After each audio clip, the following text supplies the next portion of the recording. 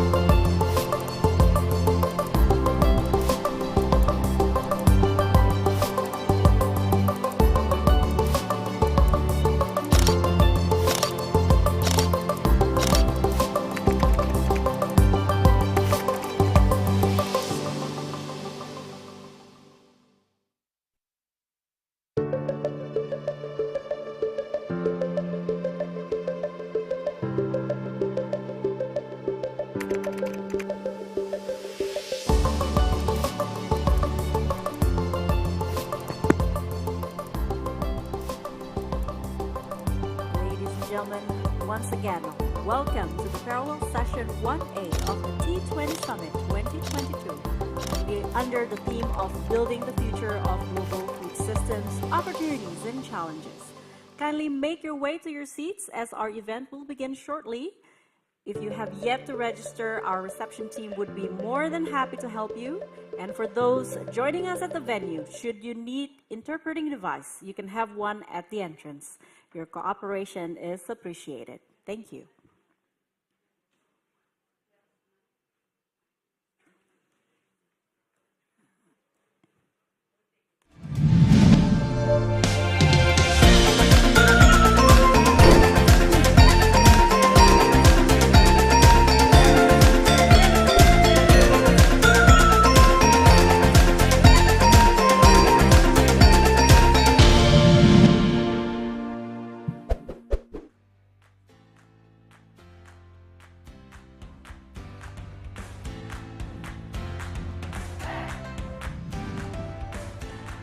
Bismillahirrahmanirrahim. Assalamualaikum warahmatullahi wabarakatuh. Shalom, Om Swastiastu, Namo Buddhaya. May peace be upon us all. Good afternoon, distinguished guests, ladies and gentlemen. Welcome to the parallel session 1A of the T20 Summit 2022, Building the Future of Global Food Systems, Opportunities and Challenges. Give a big round of applause for all of us for our event today, ladies and gentlemen. Familiar faces, welcome. Thank you for coming. Thank you for being here at the venue in sunny Bali, Indonesia. And also joining us online. Hello, thank you technology. My name is Puri Anindita. It is my honor to be your host today. And in this session, ladies and gentlemen, we bring together experts from various sectors and backgrounds to discuss the current challenges, but also opportunities in building our global future food systems and how various events at the global level can impact individual national food systems such as here in Indonesia. And to discuss this further, we are now joined by a group of experts who will share their views, insights, knowledge, and regarding this issue, allow me to warmly welcome joining us here today, Professor Damayanti Bukhari, known as Professor Dami, lead co-chair of the T20 Task Force 4 on Food Security and Sustainable Agriculture, and who is also the chair for both panel discussions today. Joining us also here, Professor Arif Satria. Prof. Arif, welcome. Rector of Bogor Agricultural University. Round of applause for Professor Arif. And also, all the way from Rotterdam, joining us from Rotterdam, Ms. Hanneke Faber, Unilever's President of Nutrition. Hello, happy to have you here with us. Greetings from Bali. Also logging in from Italy, Dr. Massimo Torrero. Hello, Italy, Chief Economist of the Food and Agricultural Organization, or FAO. And from the United Kingdom, Professor Karina Hawkes, Director of Center for Food Policy, City, University of London. Both Dr. Torrero and Professor Hawkes are the co-chairs of Task Force 4. And thank you for joining us and making the time for us today. And here at the venue, we also have Professor Nunung Nur Yartono. Hello, Pa. Dean Faculty of Economics and Management, Bogor Agricultural University, who is also the curator of UN Food Systems Summit Dialogue here in Indonesia. Joining us also Bapak Sirojudin Arif, Research Associate of Semeru Research Institute. And always a pleasure, happy to see you again, Pak Elan Satriawan, Chief of Policy Team of the National Team for the Acceleration of Poverty Reduction, who is also the co-chair of Task Force 5. Always a pleasure to see Ibu Nurdiana Darus, known as Ibu Ade. Hello, Bu Ade, Unilever Indonesia's Head of Sustainability and Corporate Affairs. And Ibu Riatu Mariatul Kiptia, on behalf of Institute for Economic and Social Research, Faculty of Economics and Business of University of Indonesia, and also the co-chair of T20. Let's give, again, a big round of applause for us here today in Bali and also Rotterdam and Italy and the UK. Ladies and gentlemen, welcome to the stage Professor Arif Satria, Rector of Bogor Agricultural University, who will be speaking more about the challenges, but also opportunities of the global food system. Professor Arif, the stage is yours.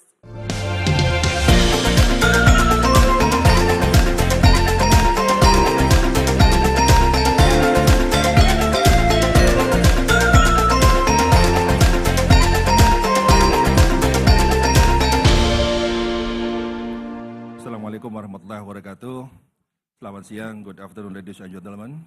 Honorable Ibu Hanneke Faber from Unilever, Professor Karina Hawkes, Prof. Nunung Daryantoro, Prof. Massimo Torrero from FAO, Ibu Dami, Bu Damayanti Bukhari, Pak Elan Satriawan, and all the speakers, and Pak Robert Nasi, Director of C4. Welcome to this parallel session. And distinguished guests, ladies and gentlemen, it is an honor and great pleasure for me to attend the T20 Summit in Bali, Indonesia, and to present some insight at this parallel session. At this very good moment, I would like to extend our warmest welcome, especially to distinguished invited speakers and all participants in parallel session 1, and hosted by CIPS, Unilever, and IBB University, where we will be discussing about building the future of global food system. It is a very, very important topic, particularly at the current condition where the global is facing great disruption. In this occasion, I will be talking about the global landscape of the current food system and ways to address it. Ladies and gentlemen, the global report on food crisis reported that in 2021, there are 193 million people spread across 53 countries experiencing acute food insecurity and need immediate assistance. This figure increased by about 25% from the previous year, and FAO also reported that 2 billion people are still facing micronutrient deficiencies, while over 800 million suffer from chronic hunger. Stunting and wasting still hit over 150 million and 50.5 million children respectively. At the same time, nearly half of all child deaths under the age of 5 are due to undernutrition. It is clear that food problem is a humanitarian problem, and we are challenged not only to fulfill the food need of global population, but also to provide equal access on food. To solve the food problem, we need to tackle many other problems that shape this condition. Food production has been worsened by climate change, which affect the entire world. Drought, rainfall anomaly, increase in natural disaster, sea level rise, risk of crop failure are of impacts of climate change which need to be overcome. At a wider scope, climate change has caused social and economic disruptions. These disturbances have been getting bigger due to COVID-19 pandemic that has been lasting for almost 3 years. Food deficit occurred due to important constraints following lockdowns and social restriction in several countries. Despite the fact we have entered the post-COVID-19 period, global economic recovery has been uneven. The recent conflict between Russia and Ukraine has also become the new disruptions to the food system. Both countries produce nearly 30% of the world's traded wheat. The Russia and Ukraine conflict has disrupted the world's export of wheat, corn, and barley. Most of the world's fertilizer supply is trapped in Russia and Belarus. As a result, food and fertilizer prices have soared, affecting the agricultural sector around the world. Indeed, we are living in unprecedented times. Ladies and gentlemen, strengthening the resilience of the global food system is very, very necessary. All countries must work together for that. Through this talk, please allow me to outline several key challenges that need to be addressed to strengthen the resilience of the food system. The first is enhancing agricultural intensification and farmer assistance. The second, we must strive to restore the ecosystem and increase the availability of arable land. The need for quantity and quality of food continues to grow, while agricultural areas are increasingly limited. FAO estimates that the world's agricultural land need will reach 5.4 billion hectares in 2030 from the current condition of around 5.1 billion hectares. Expansion of agricultural land needs to be directed at marginal lands in order to prevent greater damage to the ecosystem and more care on good agricultural practice. The third, encouraging community-based food system. It can be done in various ways, among others, using open space such as yards and community gardens to produce food, establishing integrated farming, and so on. And I think it is very important to how to empower small-scale farmers in developing countries, including Indonesia. The fourth, in creating local food diversification through innovation and encouraging its consumption. In Indonesia, rice has been greatly substituted by wheat, which is highly dependent on import. Therefore, consumption of local food that substitute rice, such as sago, sorghum, cassava, and so on, need to be increased. At the same time, and the fifth, we need also to increase animal protein, including livestock and fishery products. The sixth agenda is we must enhance innovation to support and develop national food security, food industry, in order to increase competitiveness of local food products by creating added value at the post-harvest and processing stage. And also we need to accelerate food industry transition from assembling to manufacturing and the downstream food processing innovation. It has been proven that innovation has positive correlation with GDP per capita, and therefore it can be an important locomotive for economic development. The seventh, how to enhance archipelagic-based smart logistic system and securing national food stock. It's very, very essential for countries like Indonesia, which has a very wide area and thousands of small islands. Government should be able to manage food among surplus and deficit regions to reduce regional disparities with the support of efficient food logistics system. Partially dynamic stock is a scheme that we propose for the management of food reserves, which is more efficient and prevent a decrease in the quality of food stocks. Such a scheme needs support of digital technology so that government can make decisions on real-time food stock data. The eighth, reducing food loss and waste in another important way to tackle food insecurity. Food loss and waste occur nearly along the food supply chain from land to table. Consumption contributes to the highest volume of food waste, followed by production, post-harvest and storage, and distribution and marketing. It is very challenging to reduce food loss and food waste, which need change in consumption behavior, precision technology, and regulation enforcement and standardization along the food supply chain. Implementing circular economy is an important way to create a resilient food system. The agenda of NEN, regeneration and strengthening farmer institution. It is very important to create interest among young people to get involved in the agro-maritime related sectors. Innovations are important instruments to make agriculture become more promising for young people. As innovation, talent competitiveness also has positive correlation with GDP per capita. So the role of young people cannot be ignored, but it must be developed. Besides, farmer institutions can be an effective means for the progress of farmers, so they need to be taken seriously. Last but not least, policy must really support the creation of resilient food system.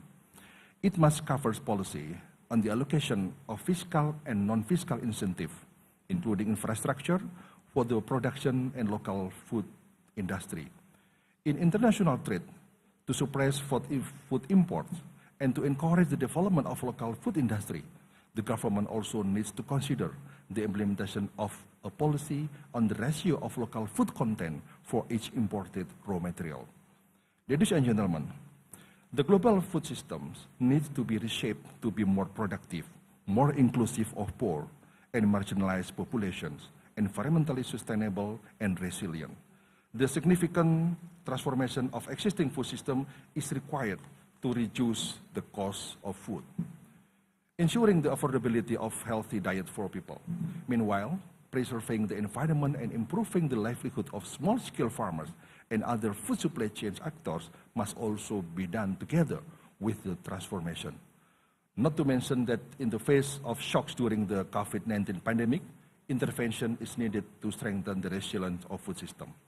It is obvious that we cannot work alone to solve this path. Universities, government, private sector, NGO, and communities should hand in hand to address the global food challenges and in wider context to enhance global food security through learning and education, policy and innovation that promote sustainable production and consumption. In conclusion, I hope this event will be successful and be able to create further collaboration to step up effort to transform our global food system. Thank you very much. Assalamualaikum warahmatullahi wabarakatuh. Waalaikumsalam warahmatullahi wabarakatuh. Thank you so much, Prof. Arif Satria, for the remarks. If I may highlight some of key points addressed by Professor as we struggle with food shortage. We must work together. Farmer assistance, encourage community-based system, creating local food innovation and added value.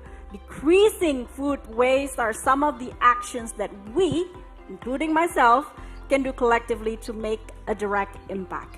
Moving forward, I present to you Ms. Hanneke Faber, Unilever's President of Nutrition, who will share with us more about the importance of food system transformation and how the private sector can actually play an important role in this.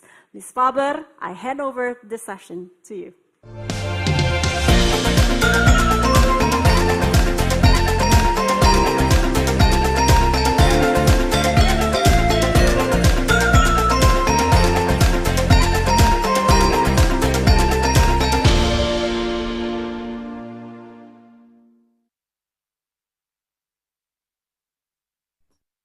Thank you so much. And it's a real pleasure to be here this afternoon. I'll actually be in Indonesia in a couple of weeks, so sorry to be on the screen. But this is an outstanding event, and I'm so glad you guys are having it. Thank you, Professor Satria. Those were real important words of encouragement for what the private sector actually needs to partner with you, with government on. So thank you for that. My name is Hanneke Faber. I'm the president of nutrition at Unilever. We are a large company, a 52 billion euro turnover company. We operate in consumer goods in more than 190 countries, including, of course, in Indonesia. We're very proud of our Indonesia business, which was first established in 1933. So we're almost 100 years old in Indonesia, and we're really proud of our brands. On the ground, brands like Bango, like Royco, Lifebuoy, Sunsilk, Sariwangi, and many others. A beautiful business that's been around for many, many years. Now, the challenges in the food system in which we play an important role as Unilever as one of the biggest global foods companies are well known. And Professor Satria outlined them well. Almost 1 billion people are hungry. 2 billion people are overweight or obese around the world. The food system also responsible for almost 1/3 of all greenhouse gas emissions, which of course contribute to climate change, and 1/3 of all food being wasted. All the food we produce, we waste 1/3. And I did read in the pre-reading materials for this event that in Indonesia actually represents 4 to 5% of GDP, the food we throw away. So massive challenges. And at Unilever, and I also know my colleagues in the private sector, we feel we have a real responsibility to make change in this food system. So what are we doing? First of all, we need to stop admiring the problem and get to action. So as Unilever, almost 2 years ago, we made a set of public commitments of what we would change in the food system. We committed to more regenerative agriculture, which is critical. Agricultural practices in our value chain that reduce emissions, that improve soil health, that improve biodiversity, and improve yield for the farmer. Difficult, but really, really important. We committed to more plant-based protein because cows, and this is particularly true in the United States and in Europe, are responsible for a very large part of greenhouse gas emissions. And if we all ate a little bit less red meat and more other sources of protein, that would really help. We committed to more positive nutrition, adding micronutrients, vitamins, and minerals to our products to help with the problem of malnutrition. I'll talk about that a little bit more in a second. We also committed to less food waste, to having food waste in our direct operations. We committed to less plastic, and we committed to reducing salt, sugar, and calories in our products. So, and all of that should ladder up to net zero. As a company, we also committed that we would have net zero emissions by 2039, which is a tall task, but absolutely super urgent. Now, all those commitments are, of course, really nice, but what have we actually done? So let me give you four quick examples from Indonesia, because that's where we are today. First of all, regenerative agriculture and community farming, which Professor Satria actually mentioned as well. In Indonesia, our biggest brand in foods is Bango soy sauce, which depends on black soybeans, which come all from Indonesia. For many years now, we've run a farmer community program, which has now improved the livelihoods of more than 10,000 Indonesian farmers, sharing practices, supporting them financially and with education for better farming. Second, coconut sugar sourcing, another important ingredient for us. And this is fairly new, but this year and by the way, coconut sugar obviously depends on coconut trees, which are high, almost 30 meters high. And the actual picking of coconuts is quite dangerous. Many of you will know this. And then also many of the coconut trees in Indonesia are older and therefore their yields are increasingly less. We've innovated, again, to Professor Satria's point, really important in foods, and together with academics, we found a new type of coconut tree that's only 10 meters long. It's called a mini Bali coconut tree. We've started planting them earlier this year. So far, they're safer, they're faster, they're more resilient to climate change, and we hope to have half of all our hectares sourced by this mini Bali coconut tree soon. It's a real innovation in agriculture that's important for us and for the land and for the farmer. Third, another example, plastic, really important, and Bango soy sauce has been the first food brand in Indonesia to move to recycled plastic. So not virgin plastic from oil, but recycling bottles to come up with new plastic. That's quite the breakthrough in Indonesia. We want to do more of it.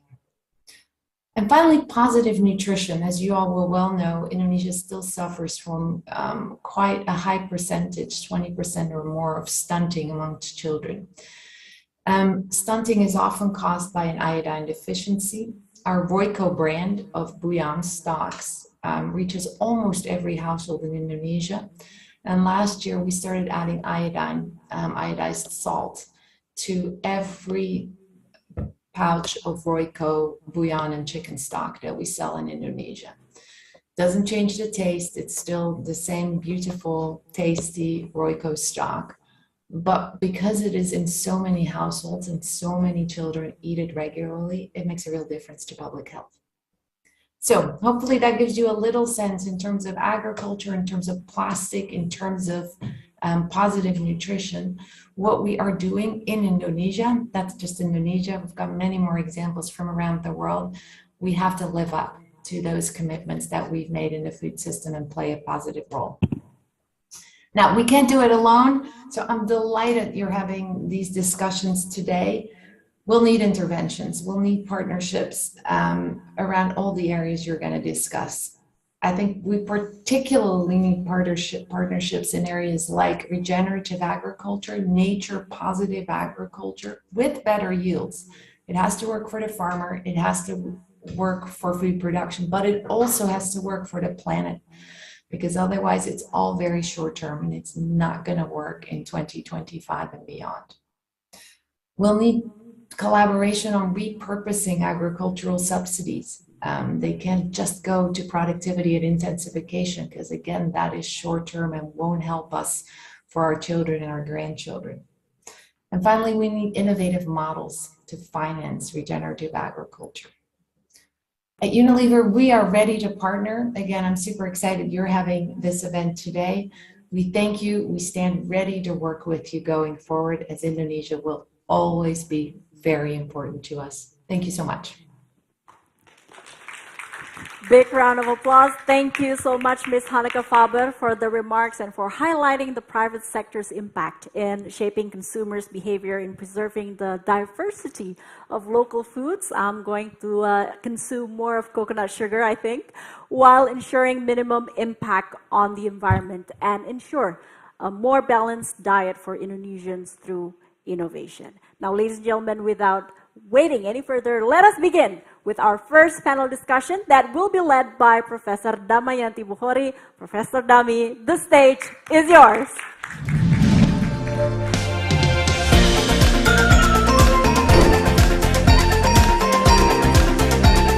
Hello, good afternoon, everyone.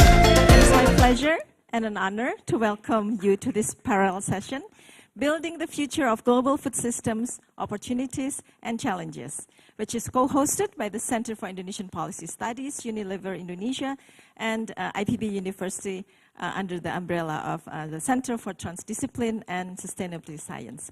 Thank you for joining us, for those who are here and also for those also online.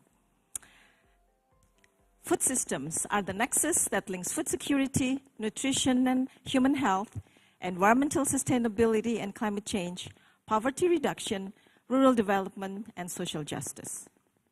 The global food system continued to be rattled by economic, political, and environmental shocks around the world. Following the 2-year supply chain disruptions due to the COVID-19 pandemic, the present geopolitical conflict has a devastating food security implications, locally and globally. In 2021, the UN Food System Summit was convened, and there were agreements among countries to transform food system in 5 areas. The first one, shift to sustainable food for all. The second one, shift to healthy consumption pattern, boost nature-positive production, advance equitable livelihood, and build resilience to vulnerabilities, shocks, and stress. This transformation calls for a global cooperation amongst countries, governments, institutions, and all sectors, whether private, philanthropic, civil societies. Creating a sustainable and resilient global food system is imperative. So, in this discussion today, we need to elaborate on what should be the priorities of the G20 to support food system transformation in the times of conflicts and climate crisis and disruptions. And how can the G20 initiate global cooperation to build more healthy, equitable, sustainable, and resilient food systems? What is the agenda and pathway of food systems transformation at the global, and how can it be linked to the national agenda? So, to discuss this further, we are now joined by a group of experts who will share their views and knowledge regarding the issue. I would like to welcome our expert, Professor Nunung Nuryartono, the Dean of Faculty of Economics and Management from IPB University. And he is also the creator of the UNFSSD in Indonesia, to join me on stage. And then we are also joined by Dr. Massimo Torero in Italy. Hello, Dr. Torero. He is the Chief Economist of the Food and Agriculture Organization, who has joined us virtually from Rome, I think. And then Professor Corina Hawkes, Director of the Center for Food Policy from the University of City of London, who is joining also virtually. There you are. Hello. So let us start. The first speaker, I would like to invite Dr. Massimo Torero, and his presentation will be what should be the top priorities of the G20 to achieve food security. So, Dr. Massimo, you have about up to 7 minutes. Thank you. Thank you so much. And thank you so much. I hope you can hear me well. And apologies, I am not with you today. I will be soon there in Indonesia. Let me start by thanking your invitation, and also by congratulations to the G20, to the T20, and to Professor Sacha for his presentation. I think what he showed to us is that we have a scenario of outcomes which are not what we would have liked. And a scenario of outcomes where chronic hunger is 828 million people, 150 million more in the last 2 years, mostly because of COVID-19. A world where acute food insecurity, which is the short-term food insecurity dimension, has increased substantially because of conflict, because of slowdown downturns, and also because of climate change. But also there is a positive side to this. And the positive side is that our sector has shown to be resilient. If you recall, during COVID-19, there was no scarcity. There were some logistical problems, but there was no scarcity of food.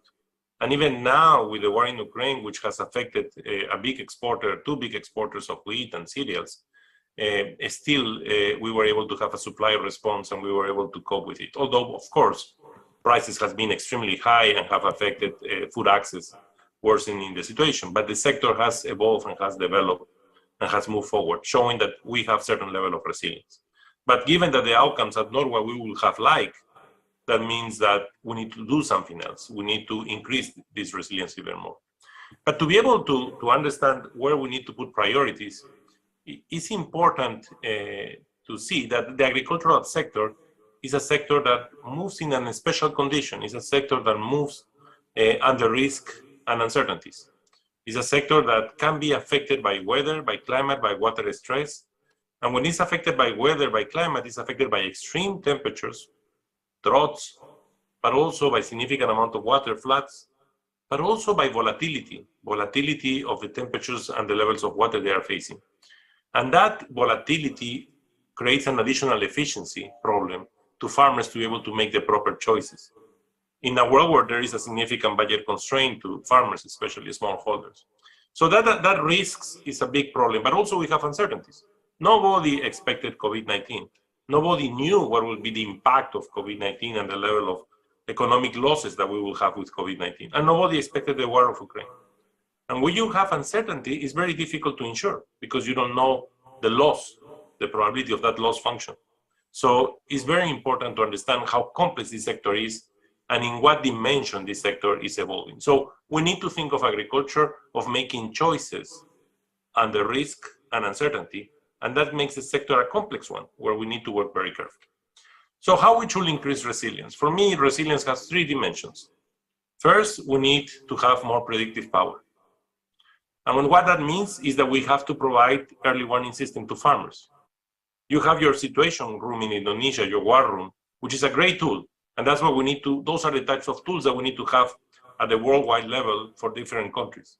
Because we need to provide farmers the best possible information so that they can reduce that level of risk and uncertainty they have. But also we need to improve the way we insure when we know the risks. And there are good experiences like the Mexican one in terms of index-based insurance. We need to find ways in which we can learn from best practices so that we can help to be able to have this capacity to be able to protect yourself when you know the loss function. That is when you have risks shocks, like weather, for example, where we have a lot of information that we can use better. But the second element of resilience is how we can cope. If the shock happens, how we can cope. And for that, we need to have a system that operates. We call it the agri-food system because it has the agricultural sector, which is not necessarily only for food, but also for fibers, for biofuel, which provides income to people. And then we have, of course, the production for food. So we need to have this agri-food system to be more efficient so that they can cope and prepare. And coping means to have a diversification strategy. What we observe with the shock of the war between Ukraine and Russian Federation is that many countries were solely importing more than 60 or 50% of the imports from one country, from Ukraine. That's not a diversified portfolio. That's not a resilient portfolio in terms of absorption capacity to be able to cope with the situation. So we need to work strongly through better trade measures, better trade integration to be able to assure that countries can cope with that and have a more resilient portfolio, because these shocks could also be weather shocks where a key exporting country will be affected. But we also need to increase efficiency in the way we produce fertilizers, for example. We normally don't do proper soil nutrition maps to be able to tell the farmers what type of blending they need. That's an efficiency gain. It's not so costly. It's something that we can immediately use digital technologies to provide farmers that information so that they can make better choices. And there are many other measures of efficiency gains that we need to build up. And for that, we need to bring technology, the innovation that is there, and trying to find why this technology is not adopted. And the third element of resilience is how we can build better. After the shock, how we can reconstruct better. And for that, reduction of inequalities is central. One thing that we have seen in COVID-19 is that inequalities has been exacerbated because the one that has more resilience are able to cope better. The one that have lower resilience are able to cope less. And that exacerbates the inequalities. We need to find a way to increase reduction of inequality by improving access to infrastructure, by improving the innovation and technology that the smallholders have. Now, how we can achieve these three things? I think we have to touch globally, regionally, and locally to be able to achieve this. Globally, it's clear that given in this world of risk and uncertainties, we need to increase the number of big exporting countries in the world of cereals. Right now, we have very few, 4 or 5 control more than 70% of the exports. We need to have more bigger countries. And for that, we need to bring innovation to bigger areas where there is significant potential and bring the state-of-the-art technology. Locally and regionally, we need to improve efficiencies, as I mentioned. And that means we need to improve access to technology to smallholders. We need to bring precision farming to smallholders. And that has to be an international public good because they cannot afford what the large farmers can afford. And for that, we need to invest to create that set of information and availability of what they need to be able to use precision farming tools, which are scale neutral so that they can increase their efficiency. But we also need to touch the consumers. Waste is a problem that we need to tackle, and that is through consumers. Behavioral change to improve the quality of what they consume. Today, 3.1 billion people cannot afford a healthy diet. But we need to find ways in which we can also change the consumer behavior. And that's through information, that's through knowledge that we have to do. So to summarize, if I have to put key points, first, reduction of inequalities. Second, use policies better through repurposing of subsidies. Today, most of the subsidies are inefficiently allocated and create distortions. We need to use them to make the proper incentives. We need to accelerate trade and trade integration and facilitation at the global, regional, and local level. But we also need to improve efficiencies to increase local production. They don't contradict each other, they complement each other. We need to create international public goods to be able to bring to the small farmers the capacity of doing precision farming. And finally, we need to understand that we're in a system and that there are interlinkages. And any action we make will have a consequence. And the link that we found between energy and fertilizer prices, specifically nitrogen, has shown how interlinked we are, as the same as COVID-19 and the agricultural sector. So those interlinkages need to be understood, because if we put certain policies, like the change in energy mix, they will have a consequence in the prices of fertilizers and of food, and of course, on hunger. Thank you very much. Thank you very much, Professor Dr. Maximo Torero. Very inspiring and very important in this day and age to understand better what food system transformation is. Thank you so much. Next, we have Professor Corina Hawkes, who will be sharing with us her ideas on how can the G20 initiate global cooperation to build a more resilient food system, which includes nutrition for health. The floor is yours. Up to 7 minutes, Corina. Thank you very much, Professor Dami, and to Professor Satria and the previous speakers as well for with such illuminating insights into the real challenges that we face. Thank you very much to the T20 for organizing this session and enabling priority to be seen for these important issues in food systems and placing a priority on the issue. So thank you and good to be here. So the issue at hand is one of a short-term or an immediate problem of crisis caused by conflict, climate change, economic turbulence, COVID, etc. But if we're going to address the issues we face now, we don't just need to solve the consequences of this problem, but also the causes of that problem. And I'd like to pick up on the wise words of Dr. Torero in highlighting how those causes are often about inequalities. And the second point I'd like to make is that when we are thinking about how to build a more resilient food system, we need to remember that the purpose, the ultimate purpose of the food system is to produce food to nourish people. It isn't just to produce food to enable people to survive, but enable people to flourish, to support human nutrition, health, and development. So the ultimate sign of a resilient food system is that during all times, including during crisis, that people are not just fed, but they are fed well, and they're able to thrive on the food that they eat. And that is absolutely not the case now. We've heard some figures earlier, but when you think that almost 80% of infants under the age of 2 do not have diets which are sufficiently diverse to support their growth optimally, we know we have a problem. When only 2 countries, around the world, in only 2 countries, adults are consuming sufficient fruits and vegetables for their health and development, and in only 23 sufficient whole grains. So we clearly have a problem that needs to be addressed. And the causes of this problem are many. And as was noted earlier, the point is to focus on the solutions to this problem, but we also need to understand some of the fundamental causes, because these are long-term issues that need to be addressed. And when you start to look at some of these causes, you see how health and nutrition, diverse diets just aren't incorporated into decisions that are being made every day by the public sector, the private sector, the third sector on food and about food systems. Health and nutrition are not fully integrated into that decision making, even though really it's the ultimate purpose of the reason we produce food in the first place. For example, crop inequality. We have an undue amount of investment, a large amount of investment, public investment in the form of subsidies, but also private investment into cereals. And Dr. Torero made the important point about the diversification of the source of those cereals.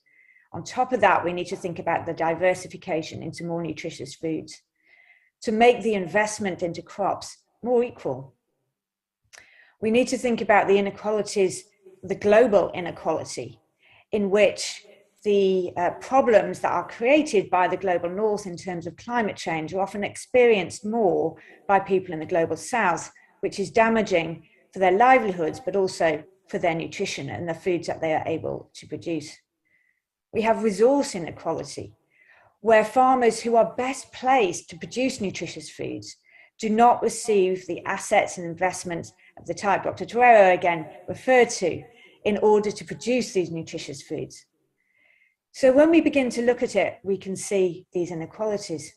And we can also see inequalities in consumption, which I already referred to in terms of the data that is very clearly shows the inequalities in what people are eating.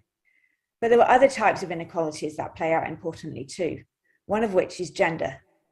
There is an enormous amount of gender inequality in the food system. And it is women who are typically responsible for feeding their children, their households, themselves, and the others that they care for in their communities. And yet, we don't see women in sufficient leadership positions, in professional roles, and we don't see women being empowered in their own households so often to make the decisions that are best for nutrition. So what can the G20 do to promote cooperation in this situation? Well, first, they can do something which is of critical and underlying importance, which is that they can show leadership. They can name this problem. They can say that the food system needs attention. And they can say that ultimately the food system needs to produce nutritious diets for all to address the inequalities in nutrition and health. And just by highlighting it and really embedding commitment into what they're doing, they will show that global leadership is so important, because we do need action at the local level. We do need action at the national level, and at the global level, we need lots of things as well, one of which is leadership and really showing commitment that, yes, this matters. The second thing to initiate cooperation is to recognize that we have a situation of highly fragmented governance. One of the really exciting aspects at the moment is that so much is being done. While there are so many problems, there are also so many solutions. I have a list here, but I won't repeat them because many of them have already been mentioned. There are so many solutions, many of which are being either implemented or experimented with, and many which are not and need more work too. But the thing is, the challenge is that these solutions are being put into place by different actors in different spaces who aren't talking to each other and who aren't integrating diversity of diets and healthy diets into the decisions that they are making. So the G20 has an important role to play in enabling, encouraging, and aligning this fragmented cooperation and aligning this fragmented governance between at the level of the local, the national, to the global, but also between the multiple stakeholders involved. And finally, there's so many exciting things going on. The G20 can also initiate cooperation by providing peer learning opportunities to ensure that lessons are being learned between countries about how to address the inequitable food system. Thank you. Give a round of applause to Corina. Thank you so much, Corina. I would like to underline one thing which she mentioned, is that G20 need to address the inequalities in the healthy diets, also gender inequalities in a food system. I haven't thought about that, but thank you. So thank you so much for the inspiration presentation. So next, we have Professor Nunung Nuryartono. Welcome, Prof. Nunung. So you have 7 minutes to address how can the global level be linked to the national level agenda in food system transformation. Please welcome Professor Nunung. Thank you, Bu Dami. Good afternoon, everyone. It is a good opportunity for me to be here to share related to the important agenda and the implementation of food system transformation. Please recall back to 2021 in September, where UN held a very important event. We call it UN Food System Summit. The summit in the mid of COVID-19. Every country struggled to have a document after discussing many times with different actors, institutions, locally, nationally, globally. As a national curator, actually Indonesia is heavily and actively involved to discuss related to the how Indonesia can transform the food system.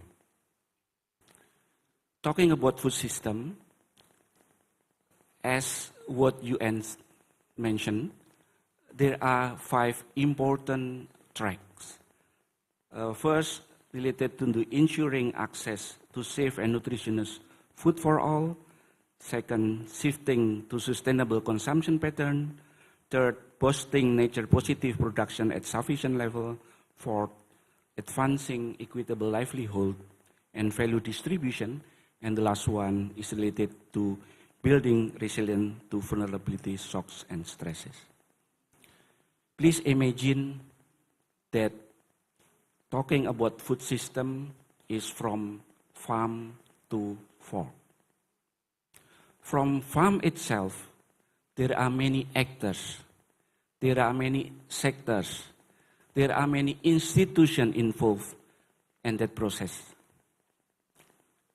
Talking about the process of food itself, how many institutions, how many actors involved in this process of food.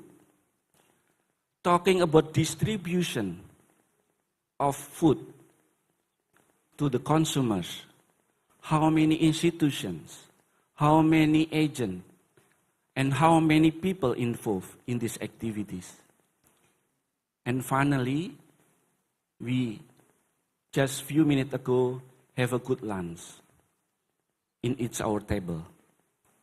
So again, if we are talking about food system transformation, we imagine that there are a sub-puzzle in the food system puzzle. One food system transform, meaning that the whole subsystem has to work together, has simultaneously, has parallel to achieve a certain target on the food system transformation. Ladies and gentlemen, again, we then after intensively discussing among different institutions, NGO, group, and people in Indonesia, we come up with the food system transformation of Indonesia version. You can easily download by Googling food system transformation Indonesia, and you can find it out. 3 important keywords of Indonesia food system. First, nutritious. Second, resilient. And the third, sustainable. How then we make a priority of our food system pathway? There are at least 5 important top priorities action that all sectors that I've mentioned to be taken.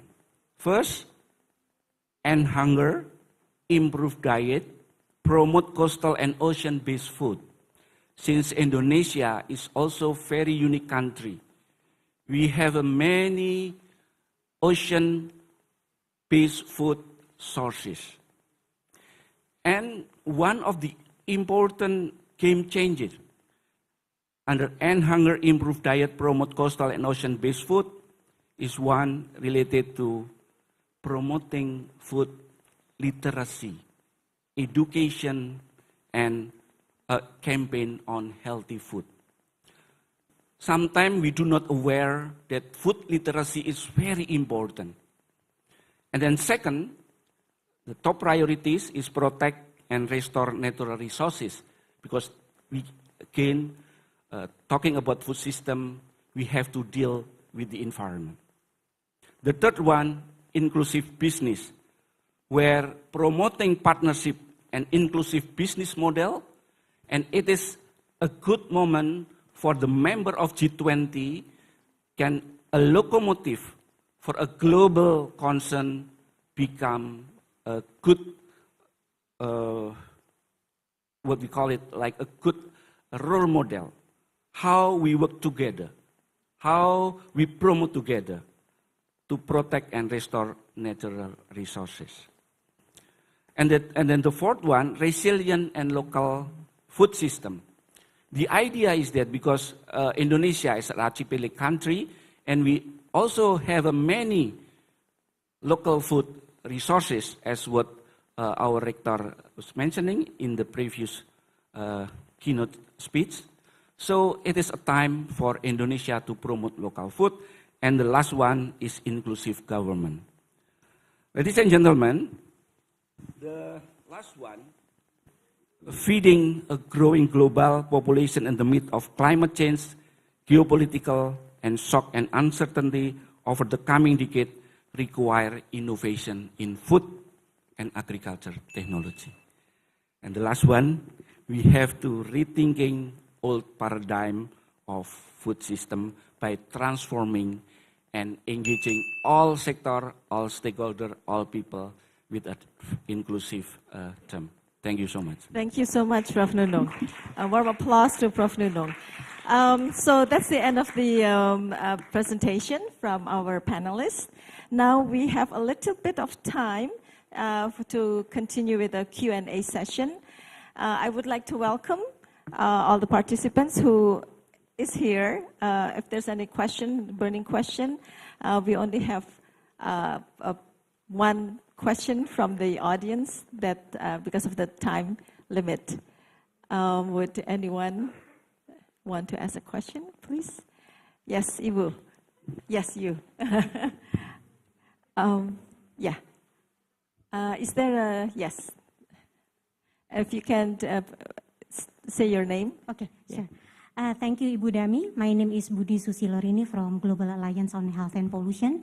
And I would like to underline the statement made by Bapak Satria and also Pak Nunung, mentioning about the importance of having like a quantity and also quality of food, especially for children. And also Pak Nunung also mentioned that food system is like a puzzle that connects one another. And I would like to bring some issues that we have in developing countries, that food does not only relate to the people who do the farming, but also the other sectors that may impact like the quality of food.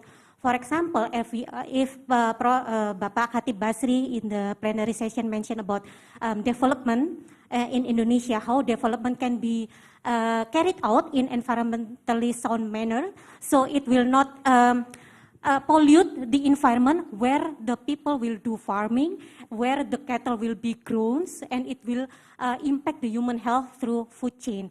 For example, in developing countries, if you are looking at the lead contamination from used lead acid battery recycling, mercury from ASGM, so this also will impact the quality of the food that people will consume. Okay. Thank you, Ibu. Thank you for the comment. Prof.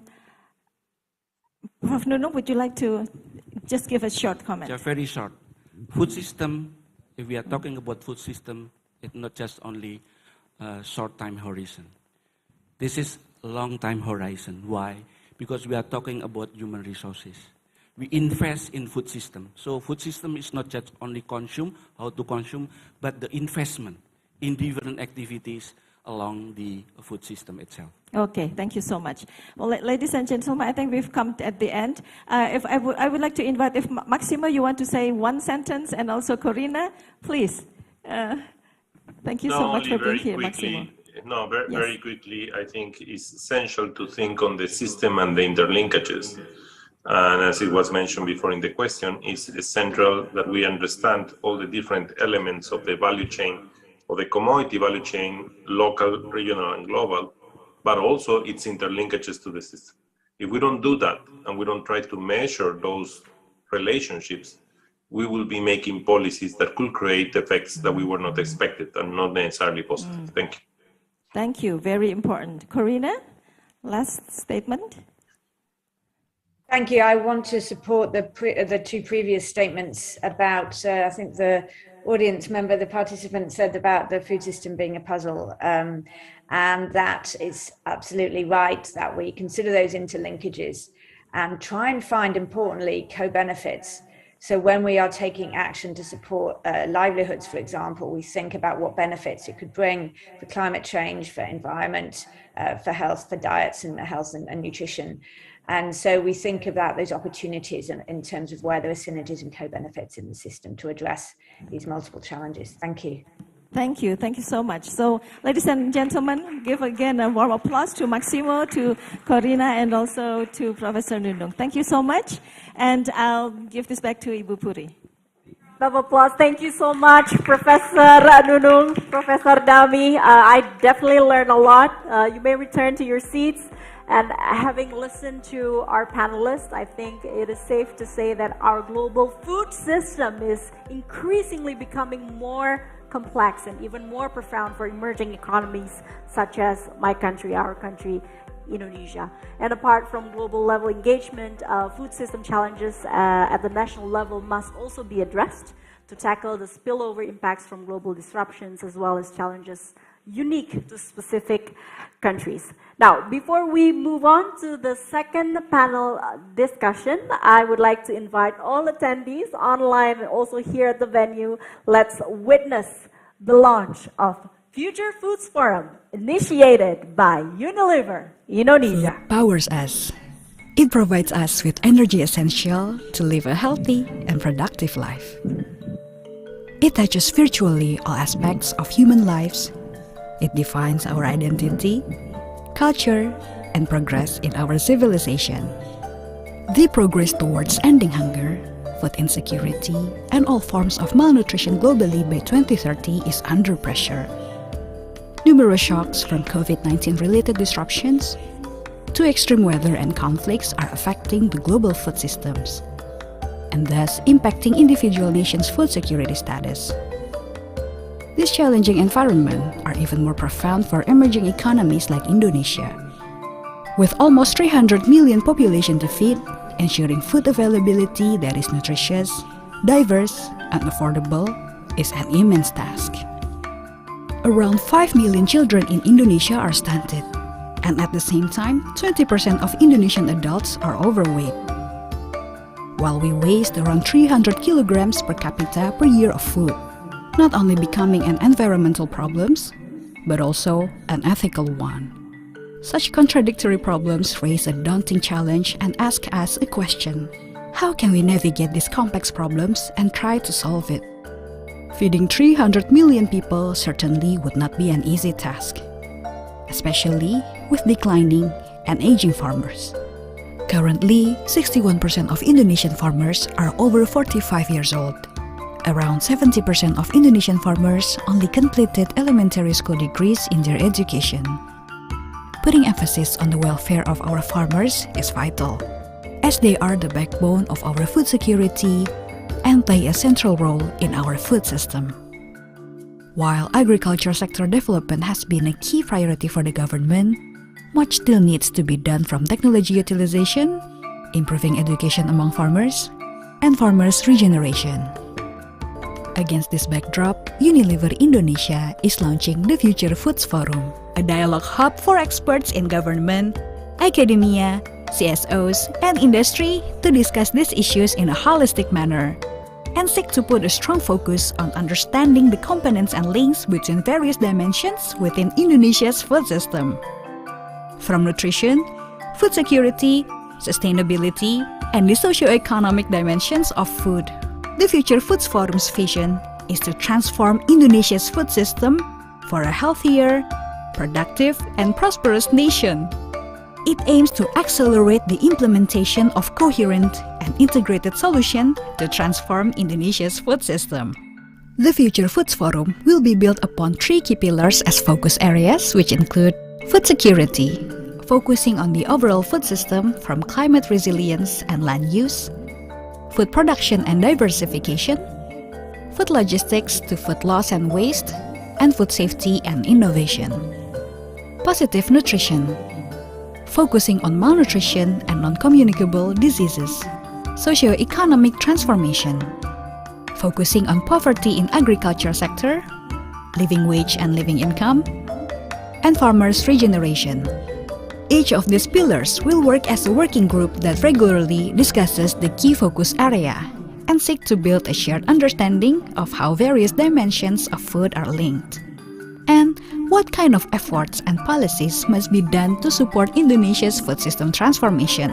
This working group will seek to develop a roadmap as recommendations for the Indonesian government towards achieving a more sustainable food system centered around the people and the environment.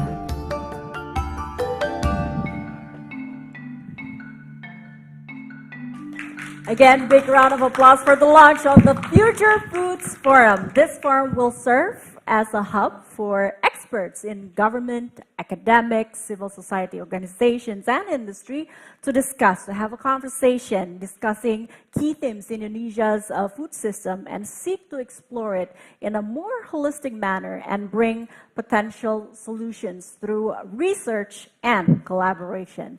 Unilever Indonesia has initiated the Future Foods Forum to transform Indonesia's food system by accelerating the implementation of coherent and integrated solutions. Now, ladies and gentlemen, in our next panel discussion, we will examine the links between various food security determinants and how by understanding those links, we can build a more sustainable food system. Again, I would like to welcome Professor Damayanti Bukhari back to the stage to lead the panel discussion. The floor is yours.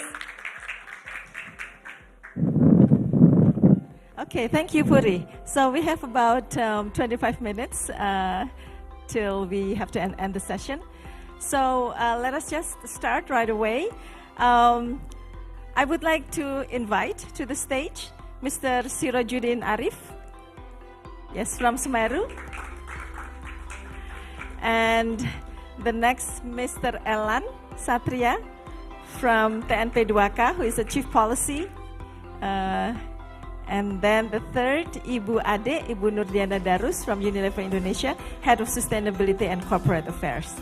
So if before, we have discussed more at the global level. Now in this session, we will discuss more at the national processes. What is it that we need to understand, and what are the challenges, and what are the solutions to have a food system transformation? So let us start. 5 minutes, because the organizer has reminded me that we're almost at the end. So I think I would like to start with Pak Siraj. Thank you, Bu Dani, and thank you very much for attending this session. Thanks also for the organizing committee to invite me to speak about food and nutrition security. So I've been asked to talk about the policy aspect, how developing countries like Indonesia deal with the problems of food and nutrition insecurity. But as among the last speakers, I don't know whether it's lucky or no, but many things has been talked about. So I'm afraid that nothing left for me. So let me talk a few things. So I'm sorry if I just give probably footnote, but let me talk a few things that I think haven't touched by the previous speakers. So just for the information background, we know that we are dealing now with the very complex problem at difficult moment. That we have a triple burden of malnutrition. Not only we have undernutrition and obesity, but we have micronutrient deficiencies.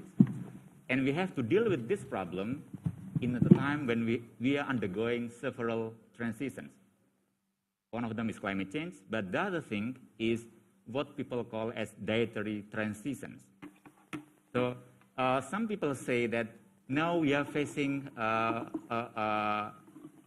has been a change in dietary patterns of people, in which now people have higher intakes in carbohydrate, fat, sugar, but lower intake for fruit, vegetable, and whole grain.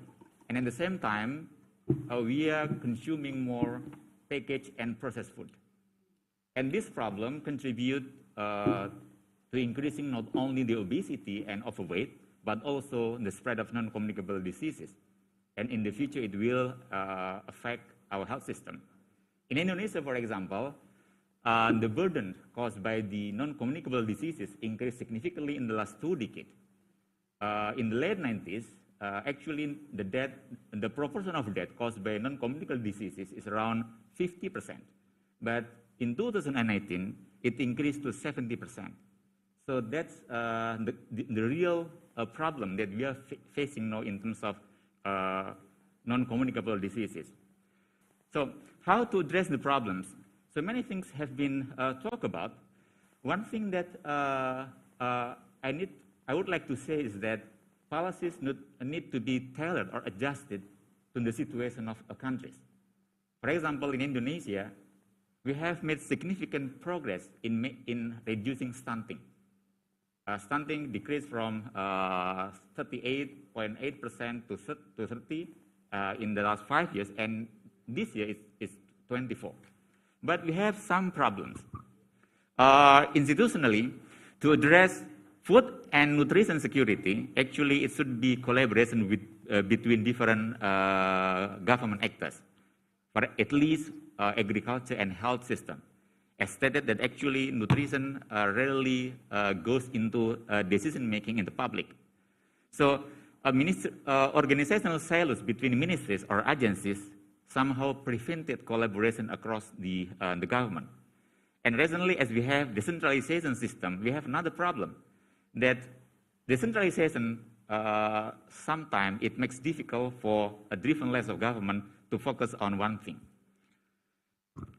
We also have the lack of representative data on micronutrient deficiencies. So far, we only have anemia, but actually we have many problems. That's another problem for the government to tackle the lack of micronutrient deficiencies. We also have the geographic inequality between rural and urban areas.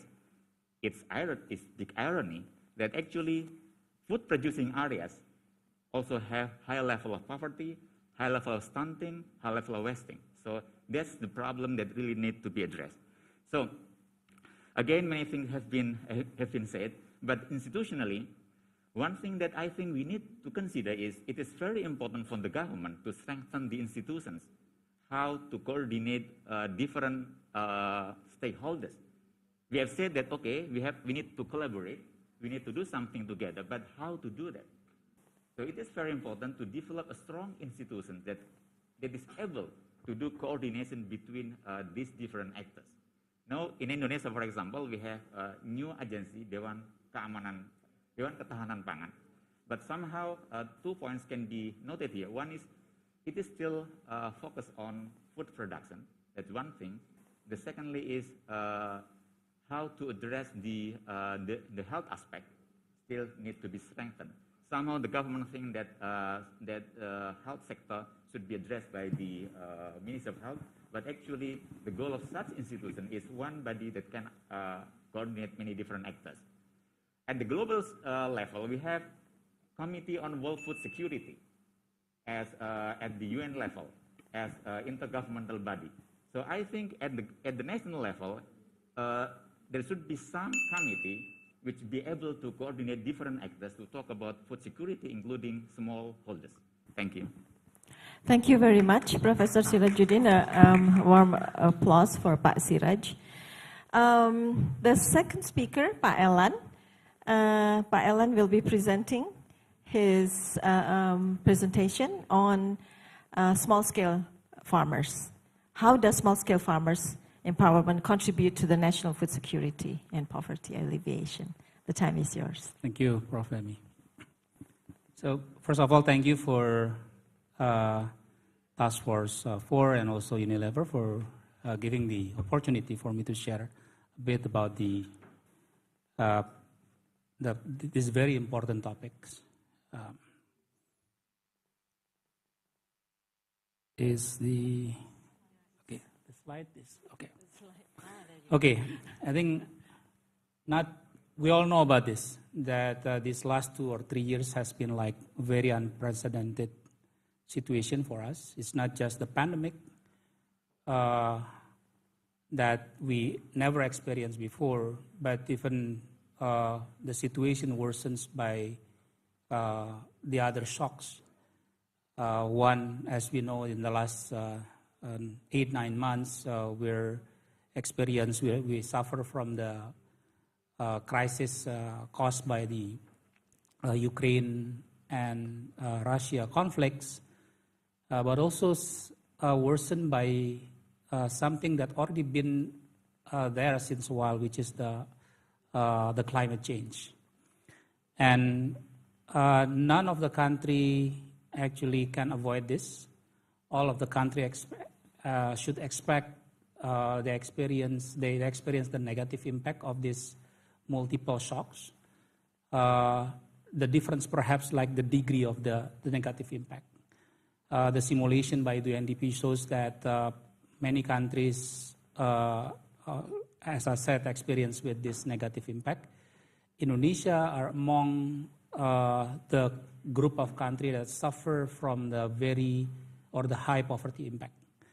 And globally, more than 70 million of the people in the world actually live under the poverty line. And why Indonesia, as many other countries, experience this significant shocks and perhaps also experience the high poverty impact? Let me bring you to the perhaps numbers that some of you already know. Indonesia, can someone back one slide? Yeah. No, back one slide, please. Okay. So in Indonesia, there's more than 27 million agriculture households, where most of these 27 agriculture households are small-scale farmers. And within these 27 agriculture households, there are about at least 100 million people live in these households. And one of these 2 households live under the poverty line, not to mention the extreme poverty line. 8 million of the Indonesia live under the extreme poverty line, which is 1.9 US PPP per day per capita. And more than half live in the rural and work in the agriculture sectors. And 2.9 of the Indonesians suffer from the situation that categorized by WFP as those that unable to meet their dietary requirement. So again, I think no surprise that facing these multiple shocks, Indonesia are among the countries that suffer from the high poverty impact. So considering this, considering the situation that a very substantial number of the Indonesian population live in the rural areas, work in the agriculture sectors, and many of them actually suffer from the poverty, improve their productivity, empower them, I think will help alleviating the poverty, but also contributing to the strengthening food security. And how we deal with that? So Indonesia already have some programs like KUR, like land certification, school, farmer training, farmer school, and many others. But I would like to mention about there are two famous example, two famous experience in the world that we can mention as best practices to empower the small-scale farmers, which is the Pakistan the Southern Punjab Poverty Alleviation Project, and the other is the Kenya Cereal Empowerment Programs. And more, so they've been doing like giving the access of technology, access to capital, as well as improve the capacity of the small farmers in terms of doing the skills, improving the skills as well as the management. Next, last one. So, but beyond of that, we need also to invest a bit more beyond the sectors. And I think these three things, improving productivity through R&D, building rural infrastructures, encouraging rural non-farm sector, are among the very important investment that the government everywhere, particularly in the countries where agriculture and small scale farmers are predominant, important to do. Thank you. Thank you. Let's give a warm applause to Pak Elan. Okay, the last speaker, last but not least, we have Ibu Ade. Ibu Ade she's the head of the Sustainability and Corporate Affairs, and she will be speaking about the role of the private sector, our food industry, in supporting people's transition to a healthier diets. Thank you, Prof. Dami.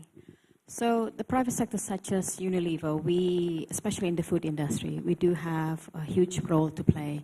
And that's also with our reach to consumers, because we reach consumers on a daily basis, but also our capabilities to really scale the innovations and distribution of good food and nutritious food.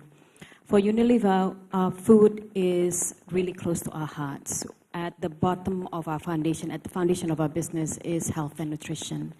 And through our brands such as Royco, Bango, and the likes in Indonesia and also globally, we really push through innovation and also with the aim to transform the global food system.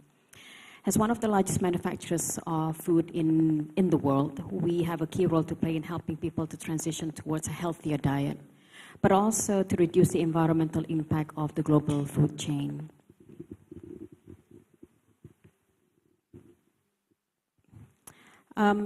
Specific for our nutrition business, we are committed to creating a food system in which fewer people go hungry, fewer become overweight, less food is wasted, and fewer greenhouse gases are emitted.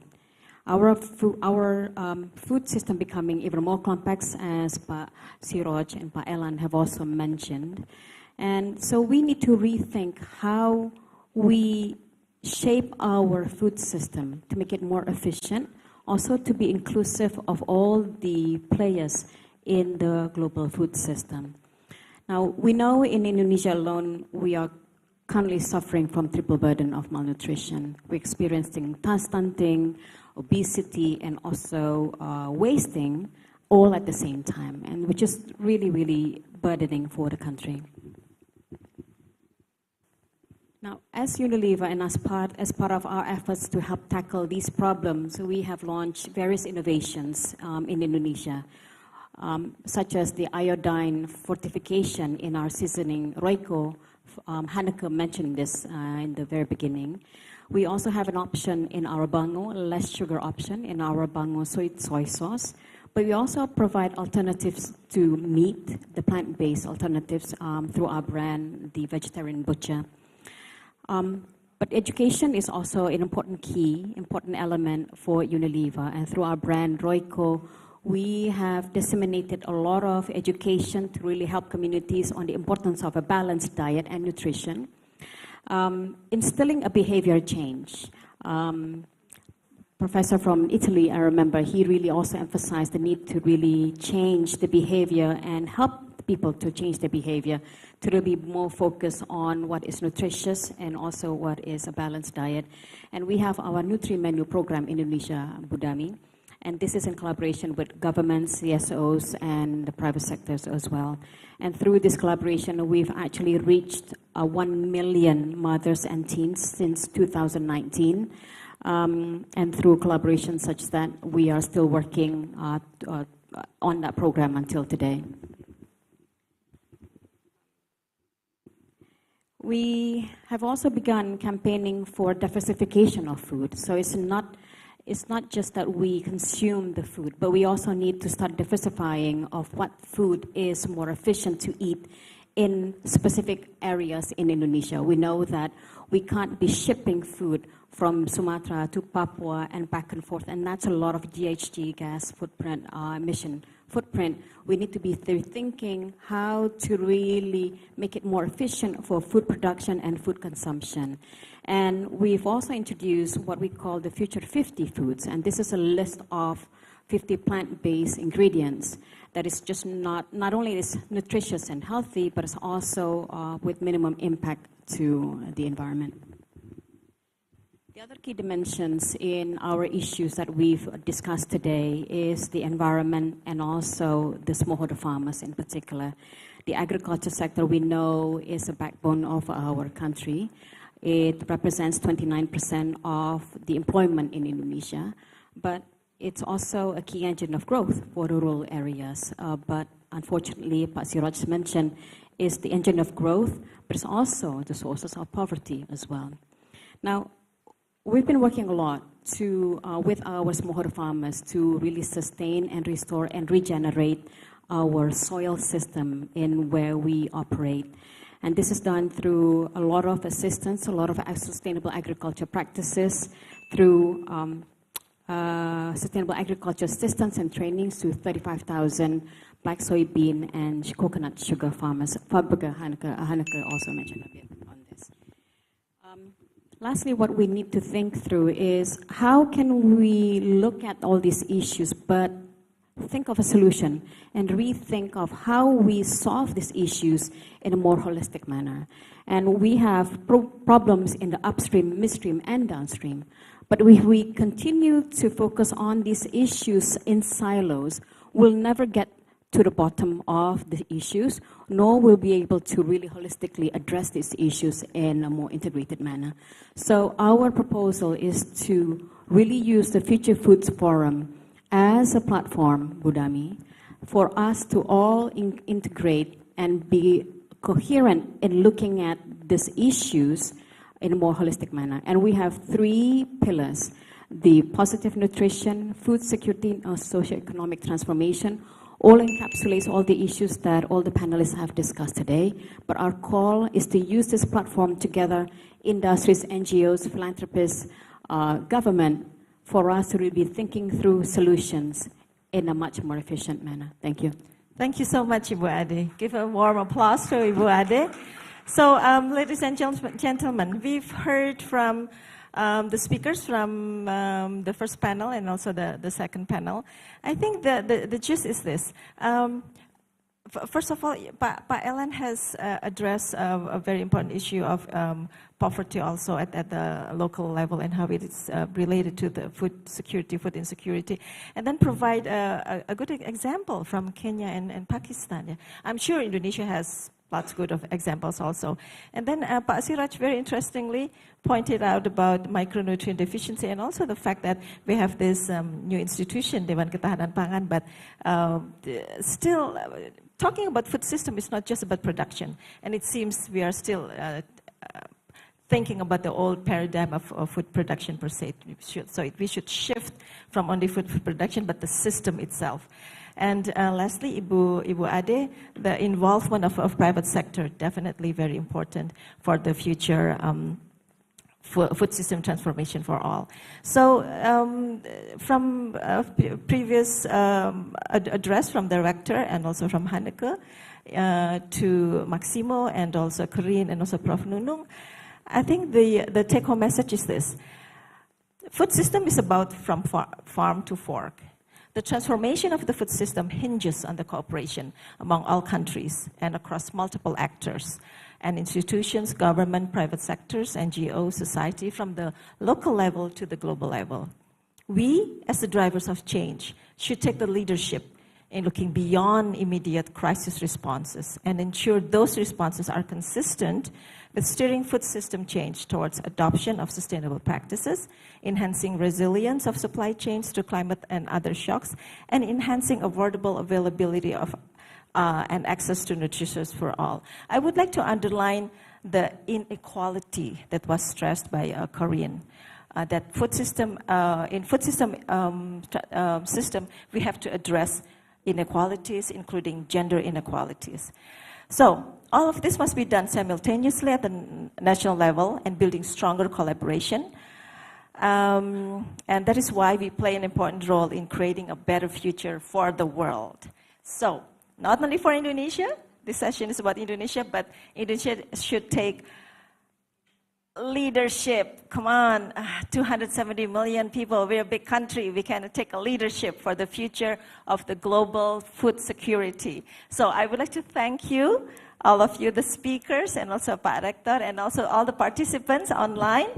And thank you so much for being here, and I would like to give it back to Ibu Puri. Thank you. Thank you so much, Professor Dami. Big round of applause. I agree. This is a collective action. Bu Ade, Pak Elan, Pak Siraj, thank you so much. Definitely learned a lot. It has been a fruitful session, and we cannot act alone. We need to act together in a holistic manner. Unfortunately, ladies and gentlemen, as the saying goes, to every beginning there is an ending. As we are approaching the end of our session, this time I would like to welcome Ibu Riatu Mariatul Kiptia to deliver the closing remarks. Ibu Riatu, the floor is yours.